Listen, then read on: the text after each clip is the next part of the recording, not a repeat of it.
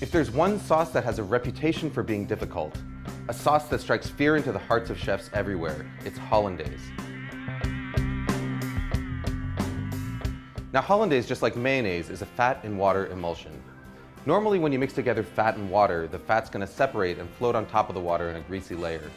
But the key to a successful emulsion is to break that fat up into droplets so tiny that they stay evenly dispersed, causing the liquid to thicken and turn opaque. Traditionally, the way that you do this is by whisking together egg yolks and lemon juice in a double boiler until they're hot and frothy, and then slowly whisking in butter in a thin and steady stream. As you whisk, the butter breaks into minute droplets, while the egg yolk acts as an emulsifier, helping to keep those droplets evenly dispersed and thickening the sauce. What you get is a creamy, smooth sauce with a rich texture and mild flavor that's perfect for vegetables, fish, and eggs. But there's a lot of ways it can go wrong. If you don't whisk fast enough, or if you add your butter too fast, the sauce will end up greasy and broken.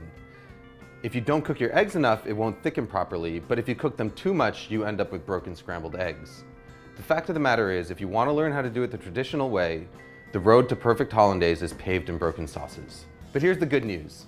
There's an alternative method that is completely foolproof, produces a Hollandaise that's every bit as good as the traditional version, and takes about a minute start to finish. All you need is a small pot, a glass measuring cup, and a hand blender with a cup that barely fits its head.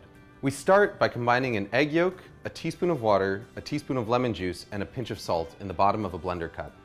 Next, we melt a stick of butter on the stovetop until it's completely hot and bubbling. It should register about 220 degrees Fahrenheit with an instant read thermometer. Pour that butter into a glass measuring cup. Now all we've got to do is stick the hand blender into the cup, start it running, and then slowly drizzle in our butter. As the hot butter hits the eggs, they start to cook. By the time you've added all of your butter, about 30 seconds later, the eggs are fully cooked and you've got a smooth, creamy, hot Hollandaise sauce that is completely indistinguishable from one made using the traditional whisking method. Hollandaise is at its best right when you make it, but if you want to store it, your best bet is to keep it in a small, lidded pot in a warm spot somewhere near your stove. Just make sure that you use it within a couple of hours. Food Lab signing out.